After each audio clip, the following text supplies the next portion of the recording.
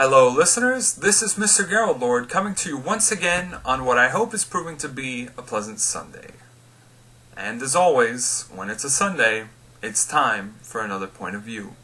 So let's get started with what has been happening now. Sort of. The story I'm focusing on today was much bigger news last week than it is now, but I didn't want to discuss it then because it was still in the midst of occurring. Not to mention, I'd be able to better provide the whole picture if I waited a bit to see the aftermath.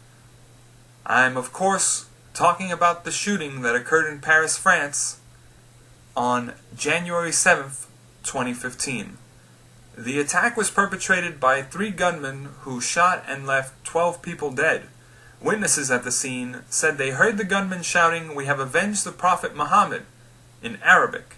Of the 12 dead, 4 of them were well-known cartoonists to the satirical magazine Charlie Hebdo, which is somewhat controversial for its depictions in the past of the Prophet Muhammad. These pieces of information made it clear this was not a random shooting, but a planned terrorist attack. This was later confirmed when Al-Qaeda in the Arabian Peninsula claimed responsibility for the attack. The attackers fled by car from the scene of the shooting. They later abandoned the car and hijacked another, and so began a manhunt to track them down and bring them to justice. 2 of the gunmen were identified as brothers Saeed and Sharif Kouachi. I might be mispronouncing their names. Oh well. Thanks to an identification card found inside the abandoned getaway car. The 3rd suspect, who was the driver, was initially believed to be the brother-in-law of Sharif Kouachi. He turned himself in at a police station and stated he was in class at the time of the shooting, a statement supported by many of his classmates, who said he was indeed present at school at the time of the attack. A 3rd gunman, Ahmedi Koulibaly, was then linked to the brothers and was slain by police in southern Paris during a deadly spree hours after the attack by the Kouachi brothers. There was speculation he might have been the 3rd gunman in the original attack, but at this point only the Kouachi brothers were known suspects. Thus, they were the primary targets of the manhunt that ensued. Both brothers were eventually caught up to by police at a signage production company. This was after being alerted by a salesman who suspected them of being terrorists after an interaction with them outside. The brothers ended up staying inside the office building for several hours and refused to communicate with French authorities. After several hours and police deciding to seize the building, the brothers decided to run out and open fire upon police, resulting in both of them being gunned down and killed. This brings us to the aftermath since the attack in the past week and a half. Naturally, the attack has drawn global condemnation, and a unity rally was held recently with various world leaders and millions showing up to show solidarity and support for France. The United States of America and the United Kingdom have voiced their support of French action against terrorism. The attack has only hardened the resolve of France in the fight on terror. France has actually sent an aircraft carrier to the Persian Gulf in support of bombing campaigns against ISIS since the attack. Not to mention, several arrests have occurred in the past week since the attack, and the objective is to root out suspected sleeper cells who might have assisted in planning the original terror attack. But what about the satirical magazine, you might be wondering? Well, they don't seem to be flinching in the face of terror either, and neither are the French citizens. Their first issue since the attack last week sold out in various newsstands and kiosks across Paris, not long after opening. And right on the cover is again the Prophet Muhammad. Of course, in other areas of the world, there is backlash against this, with protests occurring against the magazine in Karachi, Pakistan, outside a French consulate, that resulted in a clash between demonstrators and police. There were also violent protests in Zinder, Niger, against the magazine that ended with at least 4 people dead and various churches raided and set ablaze. There has been criticism that the publication is asking for trouble by continuing to provoke this sort of backlash. Honestly, I'm in support of the measures France has taken in the aftermath, and I approve of this display of defiance and national unity by its people against what were essentially cowardly attacks against unarmed citizens. As far as the magazine is concerned, and the criticisms about the cartoons being controversial, Well, yeah, that's kind of what political cartoons are supposed to be, and it's supposed to push the envelope. If you'd like to find out more about the attacks and the aftermath, as well as form your own opinion and stance on what France has done since then, I encourage you to check out the links in the description. You know, actually, I want to put forth one more comment on the topic before moving on. This is less in regards to the specific story, but more about the problem as a whole, and I'm not exactly going to be as reserved and calm in this, so feel free to skip this portion of the video and move on to the next segment if you're of the sensitive nature when it comes to foul language. To the terrorist group that claimed responsibility for this, and just terrorists as a whole who have been perpetrating these types of attacks for a long time, fuck you. I mean, are you fucking kidding me? It's a damn magazine instead of political cartoons. Are you that damn insecure about your damn religion? It doesn't matter if you're the second largest religion or have over 1 billion adherents. That doesn't give you the moral high ground to kill people, you sick bastards. Guess what? Other religions, heck even Christianity, which also has over 1 billion adherents, gets mocked in Western media. You're not going to win the hearts and minds of people of the world through violence. If anything, through your actions, you're just rallying others to join the banner against you.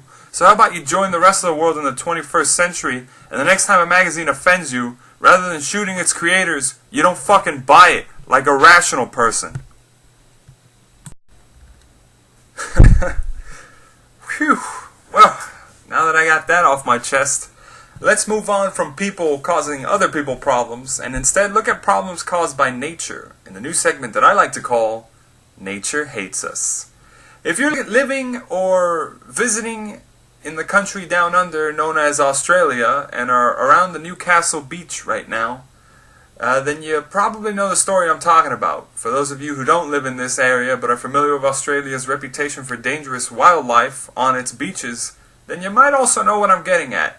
If you're still in the dark, I'm talking about sharks, folks. Oh man, that was a really bad accent.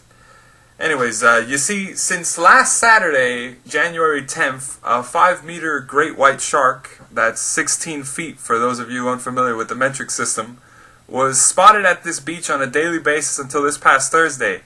How did they know it was a shark? Well, it attacked and mauled a dolphin. There are actually some photographs of the incident. Naturally, this prompted officials to close the beach every day for 6 days. Then on Friday, instead of seeing the one large shark around the beach, there were 2. Once again prompting the beach to be closed for a 7th day. Meanwhile, that same day, some 240 miles south of the Newcastle beach waters, a 17-year-old boy was attacked by a shark. This one was only a 5-foot shark though, and the boy was fortunately only suffering of a bite on the hand, but he's alive. The closure of beaches to this extent is actually somewhat unprecedented. Many folks can't seem to recall the time when beaches were closed for this long. It's been about a week now.